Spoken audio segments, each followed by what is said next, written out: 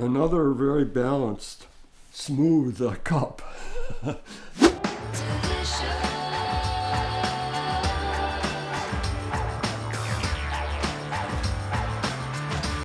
Yeah, very attractive and balanced cups, all three. It's amazing. Let me put it this way. If I were to introduce the product that I've been thinking about, an aftershave as coffee, these samples would be a good guide. I don't know if it's marketable. Smells like coffee? So well, obviously I smell like coffee anyway, but it's not everyone is so lucky. Yeah, this is, again, it's so strikingly balanced. Yes. And I think that we need to acknowledge the importance of balance. Balance doesn't mean an absence of elements to balance. The elements are there, but none immediately call attention to itself. They remain resonantly part of a matrix of pleasure. That observation definitely fits this coffee. The floral notes are quite pronounced, I think. Much more so in the previous A and B. The floral notes, I want to call them aromatic orchid, which is probably too pretentious and exclusive a term, but it's a very sweet but substantial floral note. Yeah. And then there's a nice berry-like fruit, I think. It could almost be blueberry, but that would suggest that this is natural processed, and I don't think it is. And there's a kind of wood or leather note as well. I'm trying to fish it out here. It's sweet. It could be cedar, could be fir, but it's a very nice, quiet, aromatic wood. Yeah, I'd go with cedar. Okay. What do you get in the fruit? I don't know. I think it's a berry. And I would say a fresh blueberry, not blueberry. We associate blueberries with right. Cooked blueberries and blueberry pancakes and the jam and so on. But this would be the. I know fresh blueberries can be disappointing because you have in your memory blueberry jam or blueberry pancakes, and the fresh fruit is sometimes disappointing. But disappointingly natural. Nice. Yeah, disappointingly. We like things goosed up. We're used to it. Right. It's a distinctively different from the other two, but in the sort of, you can tell that there's some relationship. Oh yeah, all three. It's almost like the producers in El Salvador, who tend to be well organized. It's almost like they've decided, well, we have to go back to the great classic El Salvador cup, Yeah. And they've done it based on these three samples. Yeah. Warner Brothers, MGM, and Universal get together, and they all say, we want to put out some great family-friendly films, that are going to be just, right. Yeah, I know, in the tradition of Old Yeller, Yes. I'm toasting you now, Kevin. Good. Thank you. To your health, my friend. Okay. Yeah.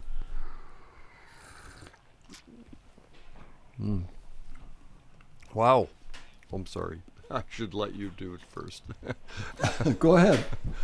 I just had a wow moment. I mean, with the coffee. I'm just in general, just a reaction, not analytical yet. But. It definitely has more power in the cup than the previous, the A and B. Kind of a depth. The mouthfeel is much more substantial. The acidity or brightness is low-toned, but rather pronounced. I continue to get the flowers. And the fruit now, some kind of berry that I'm picking up, but I can't pin it down. Maybe it's a cherry. Black cherry. I was actually going to say cherry. So maybe it is. In the cup, it's rounder. Yeah, I think cherry would be as close as I could get. But boy, the mouthfeel Man. Perhaps Yeah, because it was the A and B were relatively light light, bodied, yeah. that this one is quite substantial. It's got some viscosity to it. Yeah, here we are. Yeah, and it has weight too. It's a beautiful, beautiful mouthfeel. Somebody who responds to coffee first in terms of mouthfeel would prefer this cup by far to the two previous. Yeah, you can't rule that out either. So now I want to start wildly guessing about the variety. And it could be elevation. It could just be that this is higher grown than the other two. I'm guessing that it's not a standard Bourbon, but possibly Pacamara. We'll see.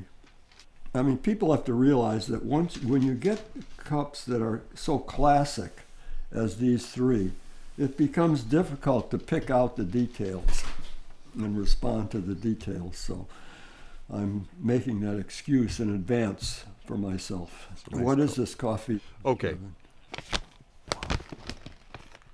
This is a Porcillo is the brand. Roasted by Cubico Coffee in Davie, Florida, San Salvador region. A red Bourbon, fully washed. Okay. I tried to get a pink Bourbon, and I got a red Bourbon.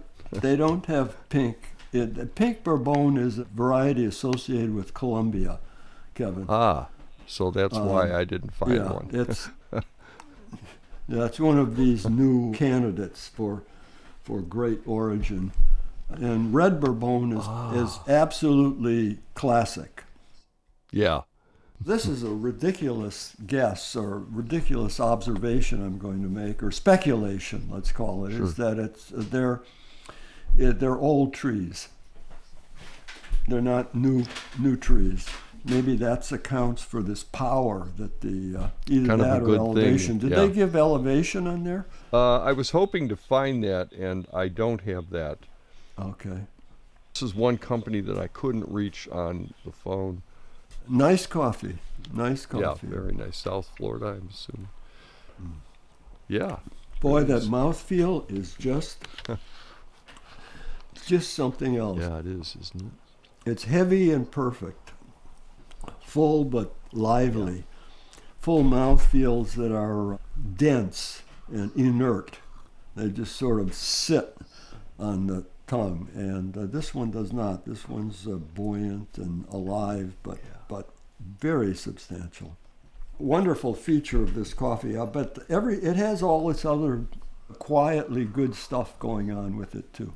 Would you say that old growths are trees in general are a good thing? Mature trees? Not necessarily. I mean, you have to look at it from the producer's point of view and the consumer or aficionado or coffee enthusiast's point of view, right? From the producer's point of view, the trees, I believe, tend to get less productive at a certain point if they're very old. Okay, so the output's less. Yeah, but that's just that's a big generality. You know, in Kona, where they've been able to maintain old Typica growth in some farms, where they have a grove of Typica that's maybe 60 years old, they're still producing very well. So it really depends on, I think, on all sorts of factors that go beyond the age of the tree. That's such a speculative thought that the power that this coffee has that the other two cups don't is owing to old growth. I'm guessing that because it's a classic El Salvador variety red Bourbon. It's probably a goofy out of ungrounded speculation. I'm always looking for the magic bullet, the theory that, what is it that just knocks this one to where it is? Well, I wouldn't say it, we'll get to it later, I wouldn't say it's a better cup than A.